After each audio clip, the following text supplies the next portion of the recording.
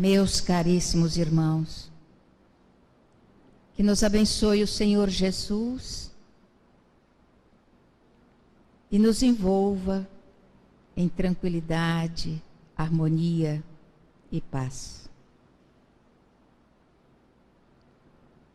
No coração da serra há borbulhos de fontes. Sorri contente a luz nos claros horizontes e canta na alma humana os arpejos do amor. O céu flameja ao sol e as flores delicadas perfumam de afeição as várzeas orvalhadas na glória universal da vida e do esplendor. Só tu choras, irmão, em teu carpir dorido, porque trazes assim o peito compungido, guardando a noite na alma e o fel no coração. Eu sei, algo cruel te agasta e infelicita, um travo de amargor, de pena, de desdita, semeia de tristeza a tua solidão. A festa da natura, a festa gloriosa estranha ao teu sentir. Na noite dolorosa, ascende solitário ao Gólgota infeliz. Se à volta dos teus pés esplende e canta a vida, no imo do teu ser descerra-se a ferida que sangra de obsconsa e rota cicatriz. Entanto, amigo meu, a noite constelada desdobra pelo além as lúcidas moradas que aguardam no futuro a paz do teu sentir. E o fulvo amanhecer, esplêndido e sublime, retrata o coração que a grande dor redime no pórtico ideal, na glória do porvir. Só tu choras, irmão. Mas se a vida é feita de esperança e de oportunidade, por que guardar amargura e tristeza no coração? Se a vida é uma chance abençoada concedida pelo Criador, por que aborrecimento? Por que catalogar desencantos, se podemos perfeitamente guardar no cofre do coração ou refertar a alma de coisas lindas e delicadas, como um poema, uma canção, uma lembrança agradável? Há tanta coisa linda em torno dos nossos passos, porque os nossos olhos enxergam exatamente as coisas desagradáveis. Certa ocasião, um pensador apresentou um quadro a uma plateia e perguntou: o que vocês veem aqui? E as pessoas olharam detidamente o quadro. E à medida que ele perguntava, as pessoas respondiam: um ponto negro. Um ponto negro. Um ponto negro. Todos enxergaram o ponto negro. E ele disse: que pena. Há uma imensidão branca neste quadro. E as pessoas enxergaram um pontinho ínfimo, negro no quadro. Por que não a extensão branca? Por que não a vastidão nevada de um campo encoberto? Por que o ponto negro? Porque geralmente ocorre assim conosco. Se em tudo há uma harmonia, nós percebemos um aspecto negativo. Aí alguém vai dizer: mas o aspecto negativo ressalta em tudo. Não, não. É a nossa visão que ressalta o aspecto negativo. E isso está vinculado às sensações que visitam a alma humana. Se olhamos uma jovem linda, catalogamos o cabelo, o rosto, os olhos, etc, etc, e vamos percebendo a beleza. De repente alguém diz assim, mas ela tem a perna fina. Ou então, arqueada, torta. E a gente vai descobrindo, ela pisa torto, o sapato está entortado de um lado. Vamos descobrir alguma coisa que seja um defeito. Quando nós poderíamos perfeitamente construir um mundo melhor. As roseiras são lindas, as flores são belíssimas, mas a gente ouve tantas pessoas reclamarem dos espinhos. Não seriam os espinhos uma chance para que prestássemos mais atenção nas coisas e não nos feríssemos no espinho, se desejássemos possuir a rosa e o seu perfume? A rosa tão delicada e o perfume tão gentil. E os espinhos, um convite à atenção, maior atenção à vida. Então é o momento. Nós estamos vivendo um momento de crise muito sério, o momento de transição da humanidade. Como nós espíritas acreditamos que estamos passando de um nível inferior para um nível superior, estamos saindo de um mundo de provas e de expiações para adentrarmos um mundo de regeneração.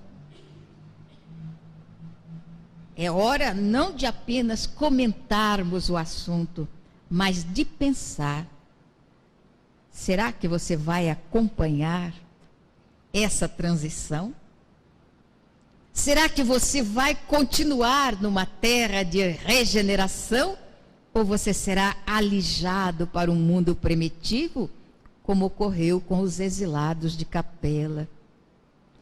Então, ao invés de estarmos analisando os aspectos desagradáveis, feios, que estão em torno de nós, vamos começar a enxergar os pontos falhos nossos e os positivos das pessoas, para iniciar a nivelação por cima.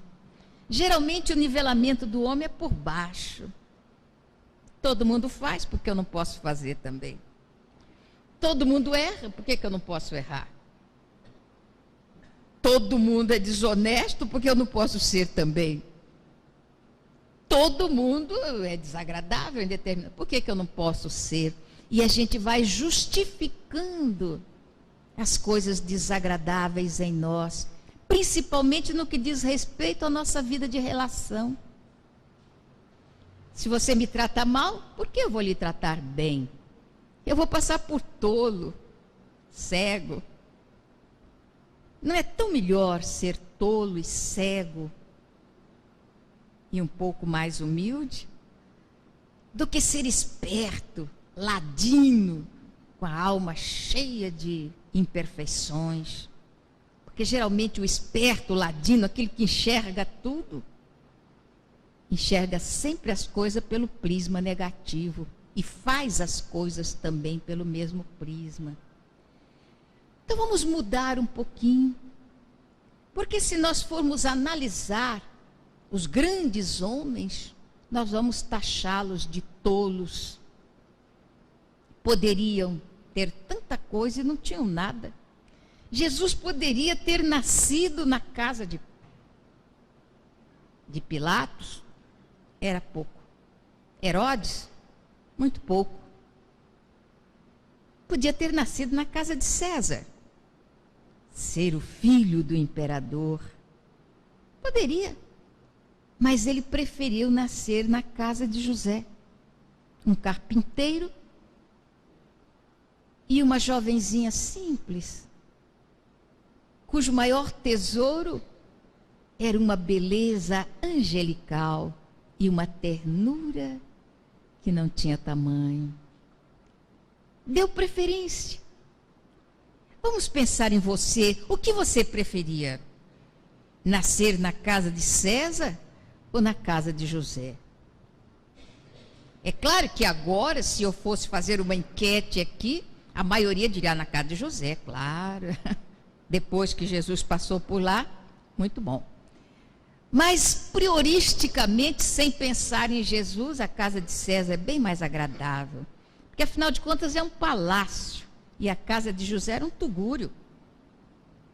Lá na casa de César, eu teria um quarto luxuoso, com todos os requintes que o dinheiro e o poder pode oferecer.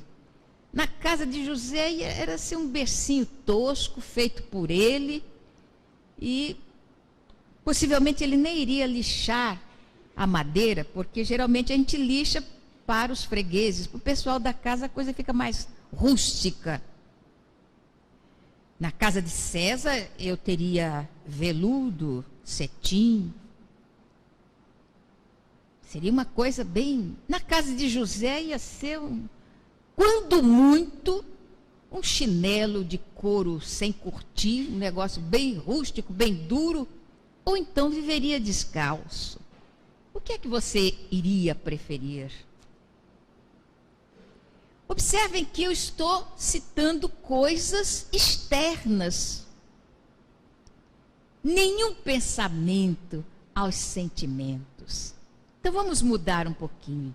Na casa de César, eu teria o frio dos sentimentos de um pai que estava voltado para as coisas do mundo e com uma preocupação muito grande de ficar observando as pessoas que o cercavam, temeroso de ser agredido, de ser assassinado em surdina, ou preocupado com as guerras de conquistas, um pai que nunca teria tempo para me abraçar. Teria como mãe também uma mulher preocupada com a sua beleza física e que possivelmente iria me apertar dentro do seu ventre para não deformar tanto o corpo físico. E quando nascesse, é bem provável que não permitiria que eu me alimentasse do seu seio para não deformá-lo. Teria como mãe uma mulher muito preocupada com as coisas mundanas.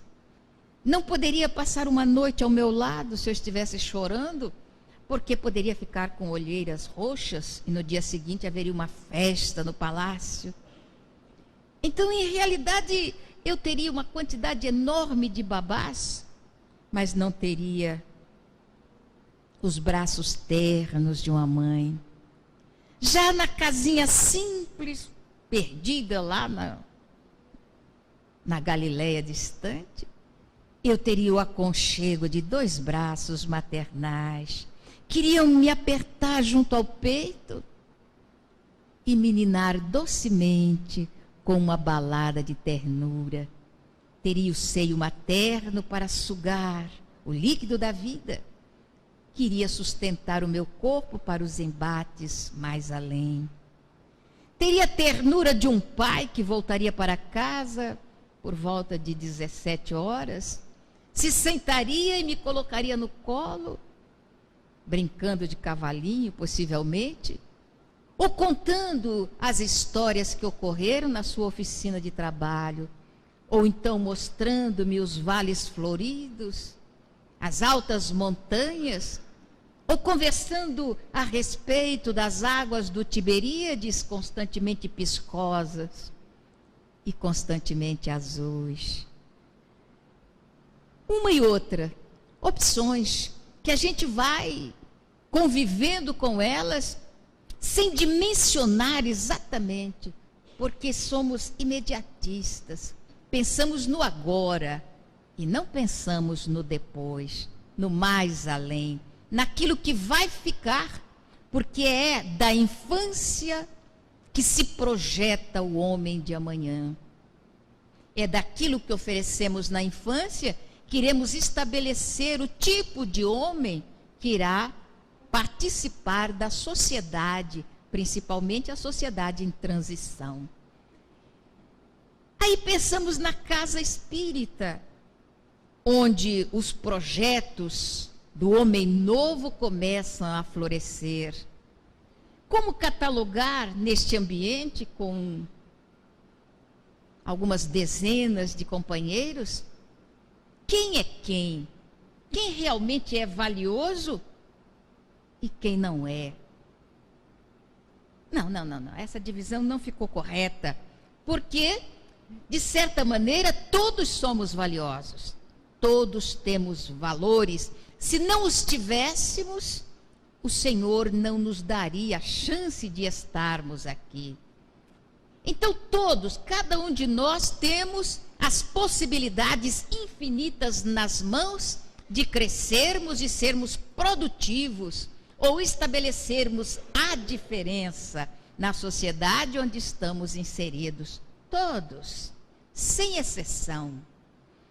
Tirar da ideia os pensamentos retrógrados e pessimistas. O meio faz o indivíduo.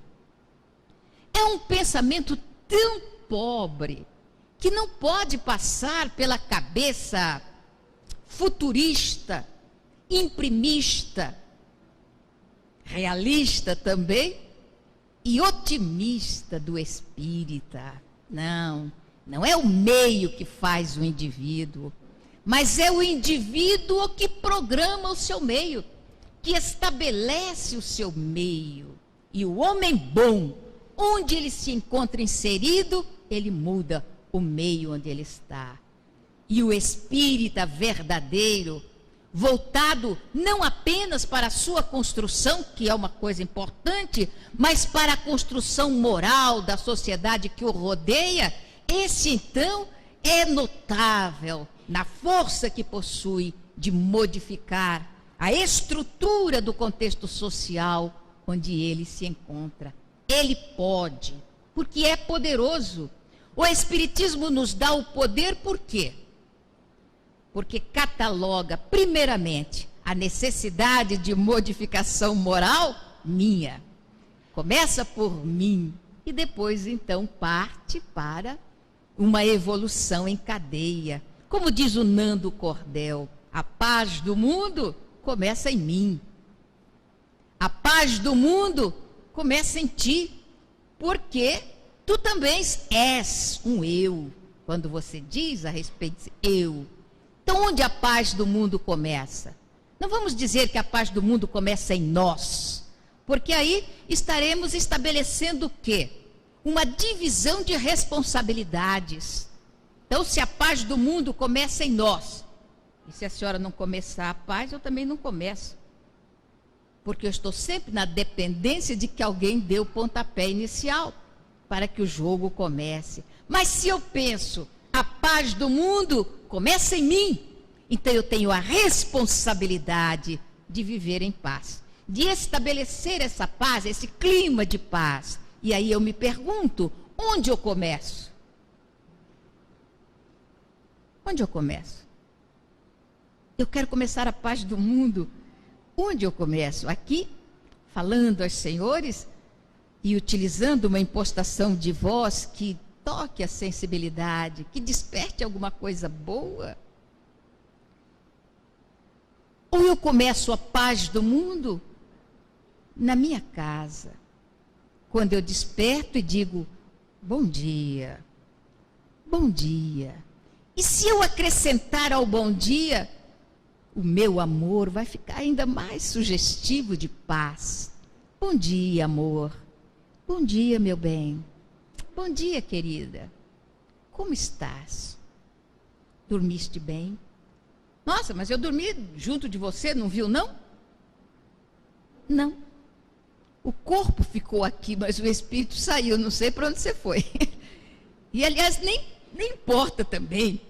Se você acordou bem-humorada, você deve estar num lugar bom, mas se acordou mal-humorada, então não me conte onde foi, não. Prefiro não saber.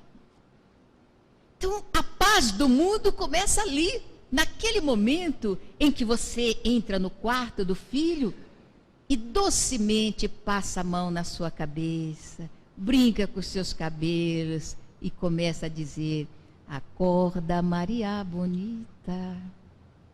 Levanta, vai fazer o café. E é tão bom o filho acordar com essa ternura materna ou paterna, não importa qual mão que vai passar no seu cabelo, o importante é que passe. E começa o dia novo. É tão melhor assim do que acordar com o pai gritando: levanta, preguiçoso, não vê que o relógio... Oh, que tristeza! Estragou o dia e destruiu a paz do mundo, que começa em ti, como diz o Nando Cordel, começa em ti. Então vamos começar a paz do mundo nesse despertar. Acorda. Eu mesma acordei hoje assombrada, porque o dono da casa falou assim: olha, 7 horas da madrugada eu vou bater na porta. Eu falei, daqui a pouco ele está derrubando a porta para me acordar, então eu fiquei acordada antes. Porque eu falei, eu vou levantar antes dele derrubar a porta. Para começar a paz do mundo. Então eu acordei, olhei do relógio, falei, 6h30, tá aí, ele não derruba a porta. Fiz a minha prece, levantei, fui tomar o meu banho. A paz do mundo começa assim. Nós vamos quebrando as injunções que podem nos tirar da simetria. Então pensa bem, não sei se na sua infância aconteceu assim, se na sua juventude acontece ainda assim, mas um toque de mãe na cabeça da gente para despertar, que coisa boa. Os meus netos que dizem, né? Saudade do vovô. Que o vovô era assim. Ele levantava e ia lá, ficava na cabeça, coçando, fazendo cafuné. Acordava e abraçava. Tirava, aí ele ia lá, preparava. Aliás, eu vou contar uma coisa pitoresca, né, dos meus filhos. E eu sempre estimulava os meus filhos a quererem bem o pai. Porque eu acredito que o lar começa exatamente aí, no carinho que os filhos tenham pelo pai. Porque o pai é mais fácil de ir embora, de largar os filhos, de sumir no mundo. A mãe é um pouco mais difícil. Acontece, mas é mais difícil. Então, a sutileza do pensamento feminino pensa logo em segurar o pai. Botar uma teia de aranha, de ternura em torno dele, para ele ficar guindado ali no lar e não fugir. Então, os filhos fazem isso, que é uma beleza. E eu sempre estimulava. Gostem do papai. Olha o papai é isso, o papai é bom, o papai e tal, falava do pai. E um dia o pai estava viajando, estavam os 4 filhos em casa, a gente conversando e tal. Eu, olha, vocês têm que gostar do papai, porque o papai é isso, porque o papai é aquilo. Aí o meu segundo filho pegou e falou assim: mãe, mais do que a gente tem provado que gosta do papai, o que mais a gente tem que fazer? Eu disse, que prova que vocês têm dado que gostam muito do papai? Aí ele virou e falou assim: mãe, a gente toma aquela vitamina infernal que ele faz para a gente toda manhã, isso não é prova de amor? Eu fiquei pensando, todo dia ele acordava os filhos, fazia um copo assim daqueles grandes de vitamina e dava para cada um. Mas eu nunca experimentei. Aí um dia eu falei, dessa vez eu vou ver a vitamina era infernal mesmo. Porque ele pegava tudo que ele tinha direito e botava dentro do liquidificador e batia. Mas ficava uma coisa horrorosa. Eu falei, meu Deus, isso é muita prova de amor, porque tomar um negócio daquele. Aí eu contei para ele, falei, meu filho, você é baiano, gosta dessas misturas, mas os filhos são cariocas. Muda a mistura. E ele deu risada. Então, a forma da gente mostrar a nossa ternura. Então, se a paz do mundo começa em você, então começa a fazer essa paz dentro de casa, com os seus filhos, no aconchego, na ternura do lar. Quando estiver na hora do café da manhã, na hora do almoço, quando juntar a família, só lembrar das coisas boas. Então eu fico imaginando como seria a família de Jesus, né? Maria, José, Jesus. Possivelmente Aná também, a mãe de Maria, que era viúva, era sozinha. A reunião deles, a conversação deles dentro do lar. José chegar e contar a respeito das peças que ele estava fazendo. Então eu estou fazendo tal coisa assim, estou lixando a madeira perfumada, isso e aquilo. as pessoas que passaram, as conversas que tiveram, e Maria contando do seu jardim. Aliás, é uma coisa interessante que Scholem Asch conta a respeito de Maria. Maria amava os seus animais. Quando levantava, a primeira coisa que fazia, aliás, isso era comum entre os judeus, era a alimentação dos animais. Antes de pensar em si, no seu café da manhã, qualquer coisa, dar água aos animais, dar alimento aos animais. E ela alimentava não apenas os domésticos, como alguns silvestres que apareciam também e vinham se alimentar nas suas mãos. Depois, regar o seu jardim. Ela cultivava as rosas de Sharon, que são perfumadíssimas, e das quais ela retirava o perfume para levar ao templo. Ela cultivava também num canteiro o linho, de onde ela retirava e cardava os fios para tecer as vestes dos sacerdotes do templo.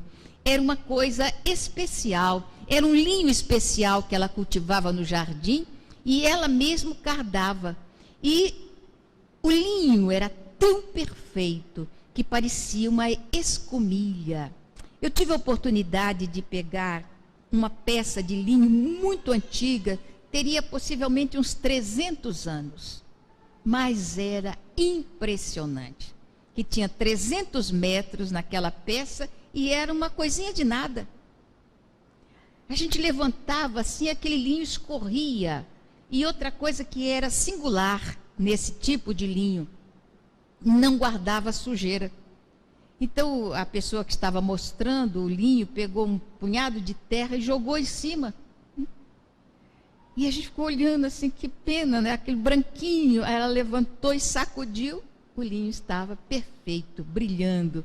Então, era esse tipo de linho, naturalmente muito melhor, que Maria tecia para levar ao templo, porque só os sacerdotes se vestiam com aquele tipo de linho. Então, quando a gente fala de Jesus, e uma vez eu ouvi uma pessoa dizendo, né, que nós fazemos uma descrição de Jesus com a veste alva, com não sei o quê, com isso ou aquilo. Então, ele diz assim, se Jesus era um andarilho, e ele andava muito pelo deserto, transpirava, etc., a roupa não poderia ser um linho alvo e brilhante. É porque a gente não conhecia o linho daquela época. Hoje o linho amarrota com facilidade e suja também. Mas não. Como a veste do seu filho, ela fazia do mesmo linho que ela tecia para os sacerdotes, ela fazia a roupa de Jesus. Era feita por ela. Então era aquele linho que não pegava a sujeira e era brilhante. Realmente a luz do sol brilhava. Essa era a veste de Jesus. E quando se fala também no manto dele, lembrando que na sua desencarnação, os soldados jogaram sorte para ficarem com o manto de Jesus. O manto usado pelos pobres não tinha valor, porque geralmente era feito de lã, uma lã grosseira que eles cardavam rapidinho, porque era veste de pobre, então não precisava de requintes. Mas a lã utilizada para o manto das pessoas ricas era diferente.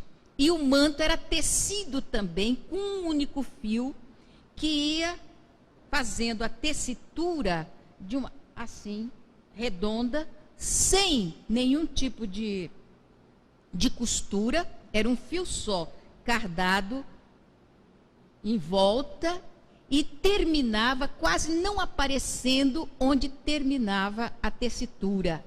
Então, era um fio, era um tecido de um fio só, perfeito, sem nenhuma costura e sem nenhum acabamento aparente.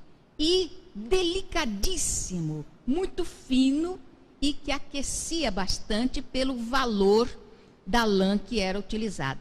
Então, esse tipo de manto que eles colocavam pendurado no pescoço, que caía ao longo do corpo, fazendo uma coisa enviesada. Isso tinha um valor muito grande, pela lã, pela tessitura, pela forma, e também pela tinta com que eles tingiam aquela lã.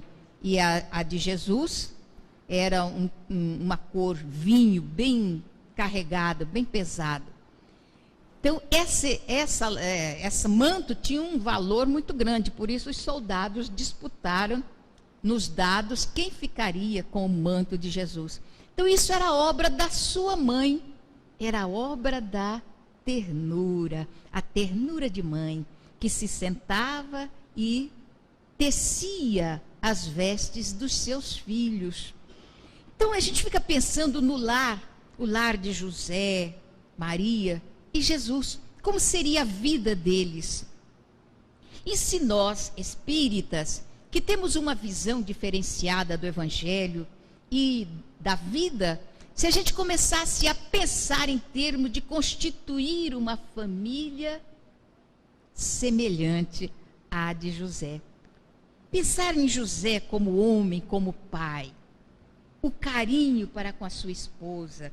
Scholem Asch conta a história de José e Maria de uma forma linda. E algumas pessoas aceitam, outras não aceitam. Não importa. O importante é que a mensagem fique guardada dentro de nós. Então, ele cita que José, quando saiu da Judéia, que José era judeu e Maria era da Galileia. José sai da Judéia e faz uma longa viagem. Naquele tempo, para os descendentes do rei Davi, o casamento era muito complicado, porque eles tinham que se consorciar só entre os descendentes do rei Davi, por causa da profecia. A profecia dizia que o Salvador viria através de descendentes puros da linha de Davi. Então, ao longo do tempo, os descendentes de Davi se dividiram em dois segmentos. O segmento pobre e o segmento rico. O segmento mais rico, eles se consorciavam entre eles para manter o dinheiro dentro da família. E os pobres se consorciavam entre os pobres para manter o nada com eles também, que não tinham nada. José, que era judeu, procurava uma companheira. Quando diz que ele já era velho, avançada idade, ele teria mais ou menos uns 30, 35 anos. E Maria estaria na quadra dos 14 a 16 anos. Era quase que impossível encontrar-se uma jovem entre 14 a 16 anos que não estivesse consorciada ainda. Normalmente, eles eram prometidos ainda na infância. Eles se prometiam entre si e se casavam.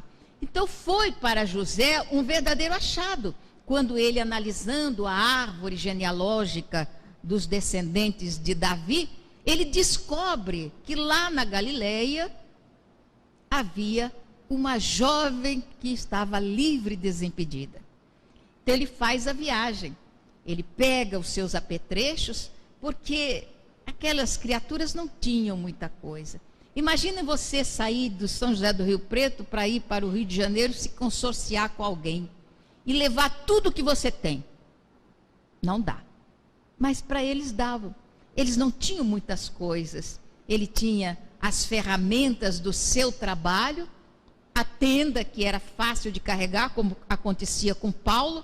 Para onde ele ia, ele levava toda a sua mudança, que era as ferramentas de trabalho e uma tenda, e as vestes que possuía. Então, eles não tinham grande coisa. José pega tudo que tem e vai para a Galileia. E chega à cidade de Nazaré, onde ele sabia que havia uma jovem que estava livre, desimpedida. E chegar à casa de Aná, que era viúva de Joaquim, e pedir a sua filha em casamento foi uma coisa que ele fez rapidinho. E ele viu Maria à distância, ele a viu passar. Então ele se encantou com a beleza daquela jovem e se assombrou com o fato dela ainda estar solteira e não ter nenhum pretendente. E aí a gente fica matutando com os botões, né? Tudo programado para que isso acontecesse. Então José era o escolhido, Maria idem. Então ele a pede em casamento e começa a construir o matrimônio futuro. E ele não cabe em si pela sorte que ele teve de encontrar aquela criatura. E ele percebe que realmente a sua felicidade estava escrita no firmamento. Ele monta a sua oficina de trabalho e começa a laborar no sentido de construir o ambiente onde ele iria conviver com a sua esposa e ter os filhos, porque a maior riqueza do casal naquele tempo eram os filhos que eles chegassem a ter. Então hoje, filho para nós é dispêndio, encarece a vida, complica a vida. Naquele tempo não. Os filhos eram a riqueza da mulher. A mulher que não tinha filhos, ela mesma se menosprezava e se acreditava afastada do olhar de Deus. Deus não havia sorrido para o seu ventre, não havia enriquecido a casa do seu marido com os filhos. Era o pensamento vigente na época. Possivelmente eles eram até mais felizes do que a gente na atualidade. Nós que somos tão egoístas e que guardamos tanta coisa para depois perturbar a vida dos descendentes, e principalmente os que herdam aquilo que a gente juntou com tanta gana, com tanta vontade, se transforma no pão de discórdia entre os descendentes. É bom que a gente pense a respeito disso. E enquanto estamos a caminho, como diz o Evangelho, vende tudo que tens. Nem precisa dar aos pobres, dá aos filhos mesmo, mas entrega para cada um, para não complicar a vida depois. É o Evangelho que diz. Então José está se preparando para tudo isso. E enquanto ele trabalha na sua oficina, a jovem Maria se prepara também para o consórcio. Está prometida a um homem que ela sentiu também ser aquela alma que iria completar a sua alma. E numa noite, depois do trabalho duro do cotidiano, porque era complicada a vida da mulher, ela tinha que descer uma ladeira íngreme, ir até o poço para buscar água. Quantas vezes ela carregava aquele cântaro descendo e subindo, porque ainda hoje a fonte de onde Maria tirava a água, o poço, ainda está. Só que naquela época Nazaré era um burgo pequenino, teria, quando muito, 100 habitantes, 150, estourando 200 pessoas, famílias morando. Mas é possível que tivesse menos. Então o poço ficava próximo. Hoje o poço está bem no centro da cidade de Nazaré, que é enorme na atualidade. Então Maria trabalhava desde que o sol nascia até o anoitecer. Carregava água, alimentava os animais, cuidava do jardim, cuidava da horta e ajudava a sua mãe nos trabalhos caseiros. No final do dia, conta Scholen Asch, as duas se reuniam. Não era comum que as mulheres lessem as leis, porque isso era coisa para homens. Mas como não havia homem na casa de Aná, eram só as duas filhas, Aná e Joaquim tiveram duas filhas, Mariama e Maria. Mariama estava casada, então Aná tinha apenas a sua filha caçula. As duas liam as tábuas da lei e depois guardavam, faziam a oração e iam para o quarto. As casas, como tem ainda hoje na cidade de Jericó, que ainda é uma cópia do que era no passado, todas as cidadezinhas daquela região, as casas pareciam assim, caixa de fósforo. Era aquele retangular, baixinho, em cima era bem ajeitado, porque eles faziam as orações em cima da casa, e normalmente nas noites muito quentes, eles dormiam em cima da casa, no teto, faziam as orações e dormiam ali mesmo, colocando esteira. Ainda hoje acontece isso em Jericó. Então havia uma subida pelo lado externo, e as portas eram pequenos retângulos, as paredes e as janelas eram retângulos estreitos. Normalmente não tinha porta, era uma cortina que eles colocavam ali no portal de entrada e nas janelas também. Dentro, a divisão era bem simples, uma divisão grande, onde ficava a sala e a cozinha também, tudo junto. E os cubículos onde dormiam as pessoas da casa. Então, o cubículo de Maria era bem estreito, tinha um catrezinho e uma abertura à guisa de janela. E conta, então, Scholem acha, de uma forma assim, bem romântica, bonita, que depois da prece noturna, Maria se recolhe ao seu cubículo para as orações. Ajoelha-se e começa a orar. Então, na descrição dele, o luar penetra pelo retângulo da janela e vai incidir exatamente sobre aquela jovenzinha que, ajoelhada, com a longa túnica de dormir caindo-lhe à altura dos joelhos e os cabelos chegando-lhe à altura dos quadris. O luar tira reflexos de ouro daqueles cabelos longos. O rosto está ensombrecido e, de vez em quando, erguendo os olhos para o firmamento que vê através da janela, 2 estrelas azuis brilham naquele rosto pálido. Ela então curva a cabeça e ora. E naquele momento ela percebe que o luar vai se espraiando. Antes era apenas um retângulo de luar que penetrava o quarto. E de repente aquele retângulo foi se espraiando, espraiando, e uma luminosidade prateada iluminou todo o cubículo onde ela se encontrava. E ela percebeu a suavidade de notas musicais. Notas que pareciam arrancadas de um violino por um menestrel escondido. E então, erguendo a cabeça, percebeu que não estava sozinha. Ao lado dela, um varão. Um varão de peregrina beleza, que a olhava com ternura. E a saudação que ficou na alma da gente: salve, ó cheia de graças. Isto é de uma beleza espiritual sem tamanho. Hoje, quando a gente olha para uma pessoa e acha que ela é cheia de graça, é porque ela tem ademanes bonitos, ela é bonita externamente. Então a gente olha, mas que criatura graciosa, porque seus movimentos são leves. Mas antes não. Quando ele diz salve, ó cheia de graças, a graça não estava no exterior, a graça estava no mundo íntimo daquela criatura.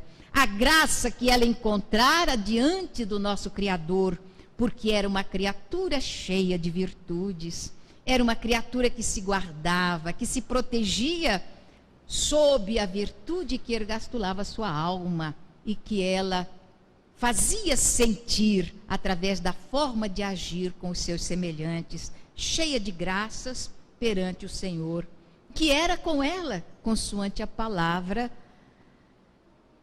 daquele arauto que estava diante de Maria.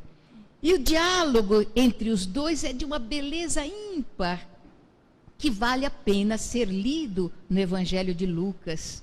E então ela percebe que realmente a vontade de Deus quedou-se sobre ela. A partir de então, as coisas vão acontecendo de uma forma encantadora. Maria está feliz com o acontecimento. E ela não tem noção das consequências que poderiam advir de tudo aquilo. E a história então se desenrola de uma forma verdadeiramente encantadora no que diz respeito à vida daquelas 2 criaturas que eram cheias de graças perante o Criador, até culminar com o nascimento de Jesus na cidade de Belém, dentro de uma manjedoura, na ternura do aconchego das criaturas simples que eram os animais, que não tinham ainda o egoísmo, o egocentrismo, sem nenhuma preocupação externa. Maria tecia ela mesma as roupas que iriam aconchegar o seu filho. Não tinha nada de luxo, não tinha nada especial. O que tornava especial era o amor que ela colocava naquilo que estava tecendo, naquilo que estava fazendo. Tão diferente de hoje. os bebês que chegam, quando chegam, porque está tão difícil reencarnar na atualidade. Então, os bebês, quando chegam, estão tão cheios de coisa nenhuma. É tanta cacareco que se compra que às vezes nunca se usa. Outro dia chegou lá no caminho um pacote de roupas de bebês que nunca foram usados. Porque o bebê só tem um corpinho, são dezenas e dezenas de mudas de roupa que não dá tempo. Se mudar de hora em hora, ainda sobra roupa. É uma quantidade sem tamanho. E outras coisas mais que a pessoa vai criando, vai construindo num consumismo exagerado. E o que é importante para o bebê muitas vezes falta, que é o seio materno, os braços maternos, o cântico paterno, o carinho do pai. Isto é tão importante para o bebê e falta tanto. Uma jovenzinha linda que eu conheci, a Lures, frequentou a nossa casa na reunião de tratamento durante algum tempo. O sonho era ter um filho. Então o marido, naquela expectativa de ter um filho, principalmente se tivesse a cara da mãe. E realmente era um rosto que era uma verdadeira pintura. E ela já tinha tido 2 gravidez que se perdeu através de um aborto espontâneo. Então ela queria ser mãe. E ela pedia, meu Deus, tanta mulher que aborta e eu quero ser mãe e não consigo. Aí o marido foi transferido para Abu Dhabi, nos Emirados Árabes. E de lá ela telefonava, ai, dona Ana, continua rezando por mim, não esquece de mim e tal. E um dia ela me ligou, eu estou grávida, oh meu Deus, eu estou numa aflição. Eu falei, então não fique. Possivelmente a aflição pode ser um motivo do aborto, relaxe. Fica feliz, fica apenas feliz. E deixa que a felicidade tome conta do feto também. E quem sabe, Deus ajuda. E ela então me telefonava, estou ficando triste, preocupada. Para com isso, vamos cantar. Ela falou, quer que eu cante em árabe, em inglês ou em português? Eu falei, no idioma que você quiser. Cante em qualquer um, não importa, o importante é que cante.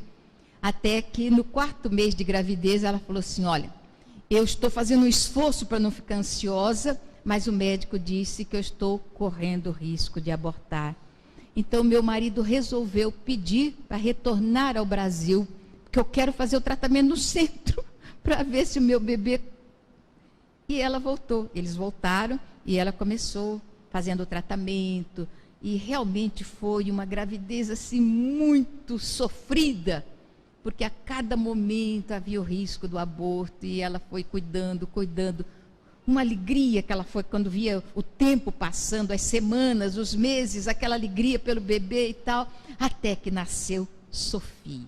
Sofia é uma boneca linda, uma coisa, um encanto, e rivaliza. A mãe e a filha são 2 biscuits que Deus colocou no mundo para encantar os olhos da gente.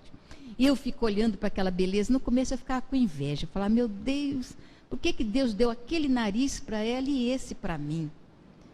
Por que aqueles olhos para ela e este para mim? Meu Deus do céu, o cabelo, por que eu tenho esse e ela tem aquele?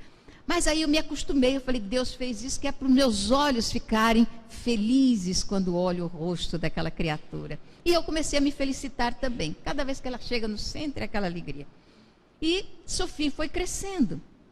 Quando Sofia completou 1 ano e 3 meses, ela chegou e falou assim, tia Ana, eu estou pensando em colocar a Sofia numa creche. Ela já está crescidinha e começar já a conviver. Eu falei, com 1 ano e 3 meses só?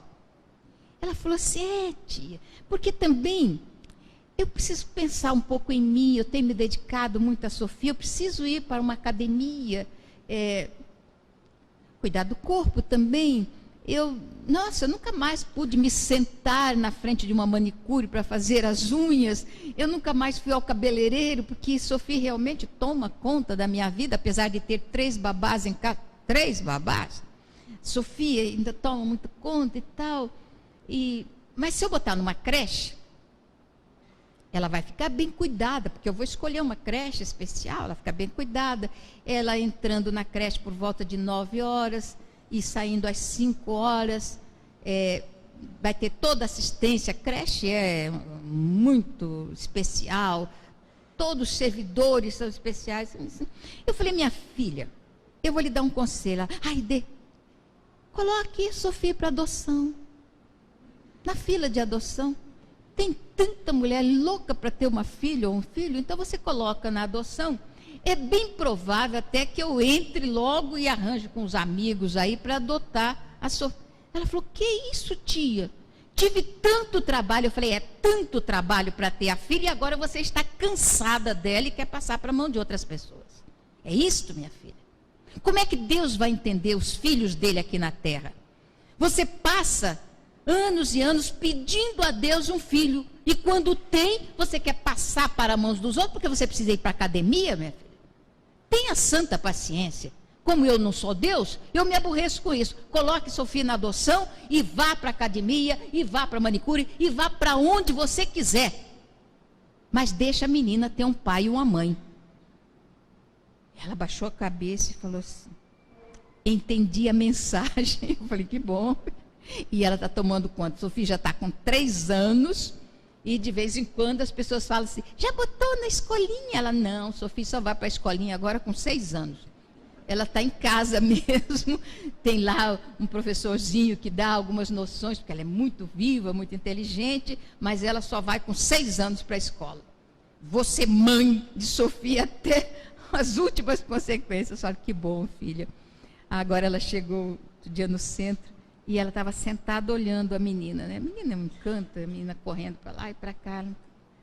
Ela falou assim, sabe, depois daquela sacudida que a senhora me deu, eu estou descobrindo a alegria de ser mãe. Cada dia eu descubro uma coisa nova na minha filha. Cada dia eu vejo quanto ela vai desenvolvendo. Se ela estivesse na creche, eu não veria nada disso. E eu não sentiria o prazer de acompanhar o desenvolvimento da minha filha. Falei, são valores e valores. As coisas que realmente preenchem o vazio da alma, a gente deixa de lado. E as coisas que são fantasias, a gente carrega conosco, pensando que está carregando valores reais. E está levando apenas ouropéis que brilham, cai na lama e perde o brilho. Mas o diamante, ele cai na lama e continua brilhando. E o diamante real é a convivência nossa, aproveitando cada chance para construir a paz, na convivência amiga, fraternal, carinhosa, entre marido e mulher, pais e filhos, e principalmente entre irmãos, dentro de uma seara grandiosa, que é a seara espírita, onde vamos aprendendo no constante chegar perto, a querer bem o nosso irmão, apesar das diferenças, descobrindo os valores que cada um tem nesse contato que vamos fazendo e construindo um mundo melhor.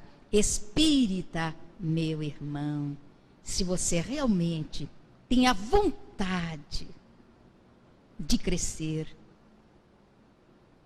não peça a Deus facilidades, não peça a Deus valores econômicos, não peça a Deus filhos perfeitos, uma sogra carinhosa e amiga, não peça nada disso. Peça a Deus que lhe dê as condições para, no correr da roda da vida, você poder aparar os aspectos negativos, convivendo com as dificuldades e superando as dificuldades pelos valores da alma. É tão fácil a gente ter alguém que vá na nossa frente abrindo a picada, tirando os empecilhos do nosso caminho, mas nós não aprendemos nada com isso. Tão bom quando a gente vai abrindo o nosso caminho no cipoal das dificuldades e enrijecendo os nossos músculos e a nossa cerviz para chegarmos lá adiante com o coração referto de alegria pelo esforço realizado e as mãos plenas de realizações com as virtudes que conquistamos.